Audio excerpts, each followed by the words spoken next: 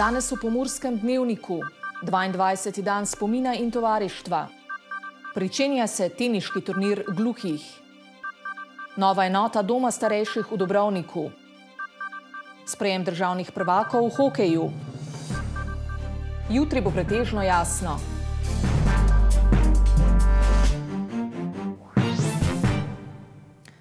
Spoštovane gledalke, cenjeni gledalci, lepo pozdravljeni. Ustanova dr. Šiftarjeva fundacija je včeraj na Petancih ponovno pripravila tradicionalno majsko slovesnost naši zakladi, na kateri so se tokrat poklonili pesniku, prevajalcu in partizanu Ivanu Minatiju. Kot uvod v kulturno dogajanje pa je bila odprta tudi razstava del akademskega slikarja Aleksandra Vukana, ki je naslikal tudi pesnika. Minati po izobrazbi slavist je sicer večkrat nagrajeni umetnik. Njegova dela pa so prevedena v več jezikov. Naši zakladi, prireditev, ki je v vrtu spominov in tovarištva letos potekala v čast 100. obletnici rojstva Ivana Minatija, ki sodi v prvo povojno generacijo slovenskih pesnikov. Rojen je bil 22. marca 1924 v občini Slovenske Konjice. V uvodu je zadonela himna vrta Bosa pojdiva, dekle ob Sorej, ki jo je zapel moški pevski zbor Slava Klavora Maribor.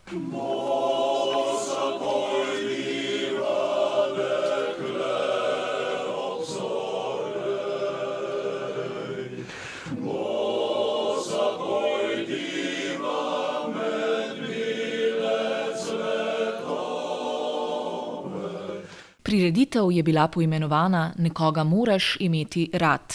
V občini Slovenske Konjice je Minatijevo leto. Mi se k temu obeleževanju tega jubileja še kako pridružujemo. In zato tudi letos na tej naši majski že 22. jo danes organiziramo, se poklanjamo, priklanjamo Ivanu Minatiju. Minati pa je bil na prireditvi prisoten tudi v portretni upodobitvi, ki je nastala pod prsti akademskega slikarja Aleksandra Vukana.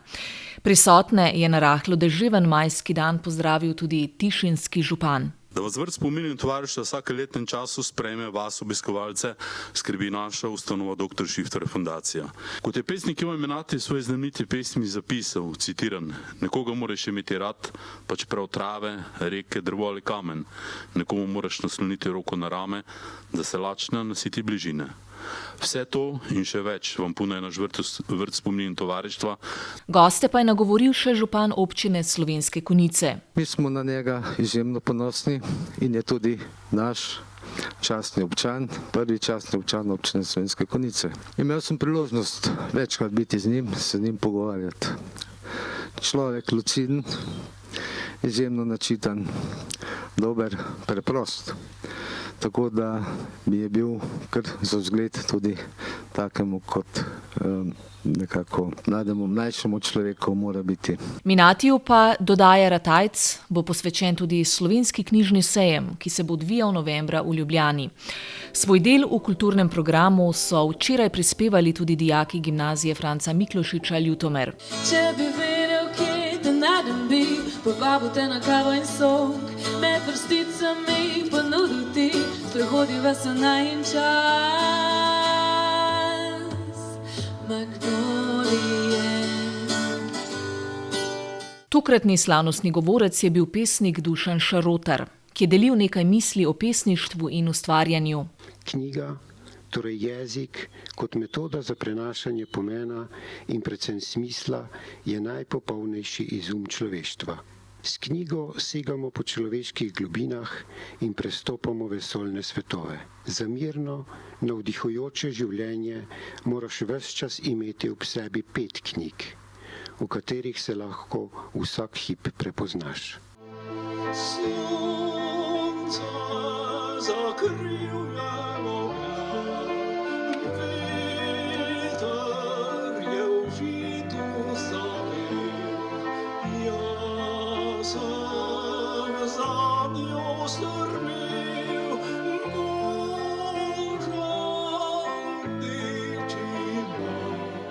Program prireditve Nekoga moraš imeti rad je bil zelo bogat. V samem zaključku pa so v spomin na Ivana Minatija svečano zasadili še spominsko jablano.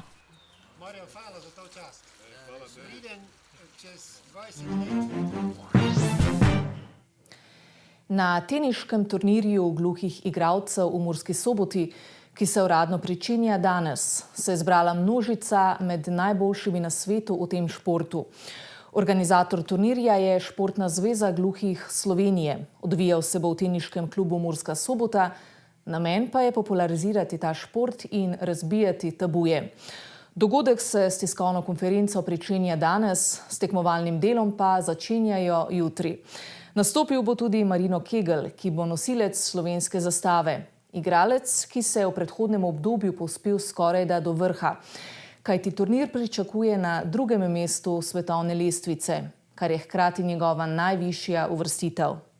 Ta teniški turnir obstaja že od leta 2014, ko je bil organiziran v Portorožu.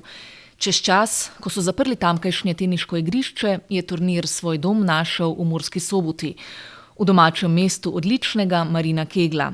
V Murski Soboti so se tokrat zbrali najboljši gluhi teniški igralci. Slovenski adut pa je zagotovo Marino. Murska Sobota bo najboljše gostila med 9. in 12. majem. Igralo pa bo 14 igralcev in 9 igralk. Med moškimi igralci jih je letos kar 7 iz prve deseterice na svetovni lestvici. Pri ženskah so take 4. Kar pomeni, da bo letos ta turnir eden najmočnejših v Evropi. Smo prva država pravzaprav na svetu, ki je organizirala turnir na tako visokem nivoju, ne, da se točke uvrstitve štejejo za svetovno lestvico, in s tem smo dali tudi iztočnico tudi ostalim, da so pravzaprav nam sledijo in kopirajo naš sistem turnirja. Kegl tudi poudarja, da danes ni več take ločnice med športom navadnih in športom invalidov. Potreben je le pogum, o čemer se je dodobra prepričal po skoraj 20 letih dela v tenisu gluhih. Jaz, ko sva z Marinotom začela, smo šli na glavo, nismo vedeli, kaj se spuščamo, kaj delamo, ampak vizija je se pokazala kot pravilna.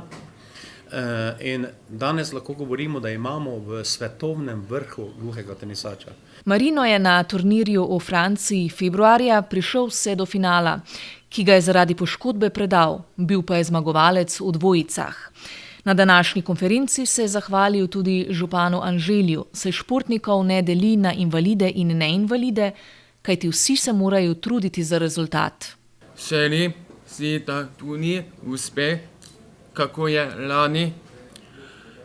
Jaz bom dal vse od sebe in odigral po svojih najboljših močeh. Hvala lepa. Moram povedati, da sem njegove rezultate spremljal že prej, ko še nisem bil župan, in tudi v prvem najinem srečanju se je takoj začutila ena dobra kemija med nama. In dejstvo je, da njegovi dosežki predstavljajo izjemne športne dosežke. Ta turnir je prav priložnost, da tudi tukaj doma, v domačem kraju, podpremo našega izjemnega športnika. Zato tudi vabim vse občane, da pridejo si ogledati tekme. Te se bodo predvidoma igrale na pesku, tako da je to odlična priložnost, da lahko prisostvuje več gledalcev. Danes bodo znani tudi pari tekmovanja. Turnir bo med drugim priprava na Evropsko prvenstvo, ki našega asa Marina Kegla čaka v drugi polovici junija v Avstriji. Dom starejših Rakičan ima nov razlog za veselje.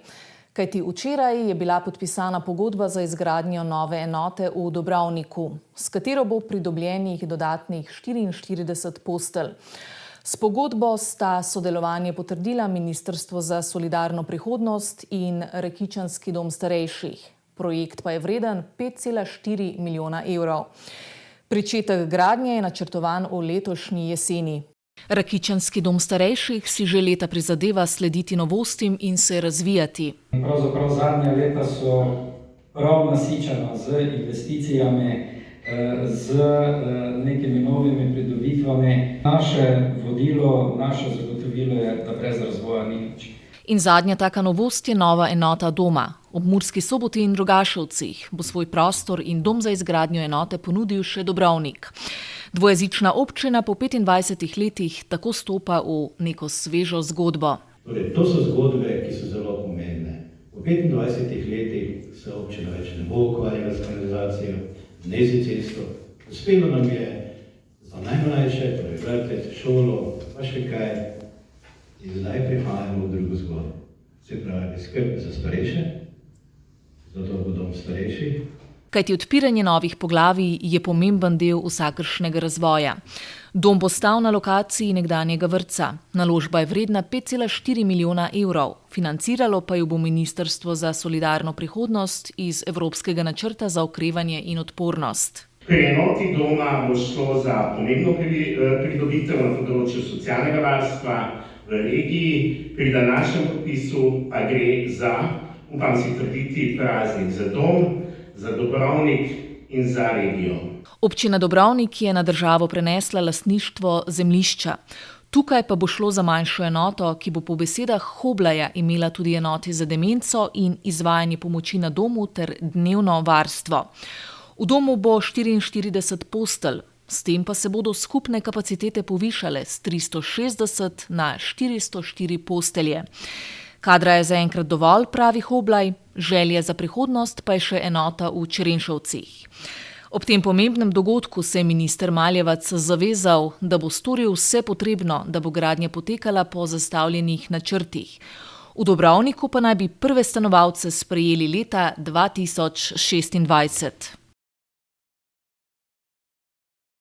V Pomurju zagotovo domujejo mnogi odlični športniki, kar so znova dokazali hokejisti iz puconske občine. Aktualne državne prvake v hokeju na travi, igralce športnega kluba Triglav Predanovci, je sprejel župan Uroš Kamenšek.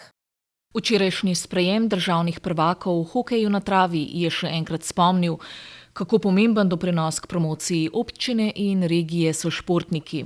Župan občine Puconci Uroš Kamenšek je skupaj s podžupanoma Ludvikom Novakom in Brankom Ritlopom z veseljem še enkrat stisnil roke odličnim igralcem. Igralci kluba Triglav Predanovci so po dolgih 21 letih junija 2023 postali državni prvaki v hokeju na travi. S tem pa se podpisali pod odlično igralno sezono. Uspeh so dopolnili še z osvojitvijo naziva državnih prvakov v dvoranskem hokeju, kar jim je letos uspelo že 3. zaporedno leto. Hokejisti so Slovenijo zastopali tudi na Evropskem prvenstvu. Februarja 2023 so na Portugalskem v dvoranskem hokeju zasedli 5. mesto. V lanskem maju pa jim je v Turčiji v hokeju na travi prav tako uspelo pristati na 5. mestu. Tudi letos so tekmovali na Evropskem prvenstvu. V Italiji so si priborili bron. Nejc Potokar je celo postal 3. strelec prvenstva. Kot državni prvaki v hokeju na travi se letos odpravljajo na Evropsko prvenstvo, ki se v Turčiji prične 15. maja. In kot je poudarjeno, z dobrim in osredotočenim delom pridejo rezultati. Ti pa s sabo prinašajo še dodatne prijetne stvari. Naš studio je danes obiskal predsednik organizacijskega odbora Maratona treh src Marko Pintarič. Kajti nezadržno se približuje tisti dan, ko bodo štartne črte stekli ljubitelji teka. Maraton se letos odvija 18. maja, letošnja izvedba pa ponuja kar nekaj novosti. Med drugim dobrodelni tek, pestro pa bo tudi spremljevalno dogajanje. Tokrat en krajši izsek, vabljeni pa, da takoj po Pomurskem dnevniku prisluhnete še celoti. Ob 18:15 torej v oddaji Aktualno. Maraton torej že prihodnji teden, prihodnjo soboto 18. maja. Še ena novost, pričetek že dan pred samim dogodkom, torej 17. amfiteater, nova pridobitev v občini Radenci. Tam bo tudi poseben koncert, mogoče še nekaj o tem. Tako, v sodelovanju z občino Radenci se organizira na amfiteatru koncert Željka Bebeka. Bo pa tudi tam recimo manjša slovesnost, uradna otvoritev samega maratona, tako da že danes vabljeni vsi v petek v Radence. Koncert bo zagotovo zanimiv, saj poznamo vsi ozadje Željka Bebeka, poznan človek, znana skupina za njim, tako da zna biti zelo prijetno. No, upajmo samo na vreme, da bo zdržalo. Slovenija se, kot mnoge druge države, sooča s staranjem prebivalstva, ob čemer se poraja tudi vprašanje, kako starostnikom zagotoviti varno bivanje. Razvoj na področju senzorskih tehnologij je eden tistih, ki lahko prispeva k doseganju tega cilja. V oddaji Posledih napredka se bo s predavanjem, ki nosi naslov Značilke pri razpoznavanju aktivnosti dnevnega življenja v pametnih domovih, predstavila pomurska akademikinja Mirjam Sepesi Maučec. Vabljeni k ogledu ob 18:30. Sedaj pa še preverimo, kakšna je vremenska napoved. Današnji dan je bil delno jasen, ponekod z nekaj kopaste oblačnosti. V Lendavi je bilo opoldne namerjenih 16, toliko tudi v krajinskem parku Goričko, v Radencih in Murski Soboti pa 17 stopinj Celzija. Jutri bo sprva precej jasno, proti večeru se bo oblačnost prehodno nekoliko povečala. Čez dan bo še pihal veter vzhodnih smeri, na Primorskem šibka burja. Najnižje jutranje temperature bodo od 4 do 9, na Primorskem okoli 11, najvišje dnevne od 19 do 23, na Primorskem do 25 stopinj Celzija. Najnižje jutranje temperature v severovzhodni Sloveniji, v Murski Soboti in Mariboru se bodo gibale okoli 7, podnevi okrog 22 stopinj. V soboto bo delno jasno in nekoliko topleje. V nedeljo bo sprva še večinoma sončno, popoldne se bodo začele pojavljati krajevne plohe in posamezne nevihte. Temperature v naših krajih se bodo zjutraj gibale od 8 do 12, čez dan od 21 do 22 stopinj Celzija. Toliko za danes, več informacij o dogajanju v Pomurju pa najdete na naši spletni strani. Hvala za pozornost in lep pozdrav do prihodnjič.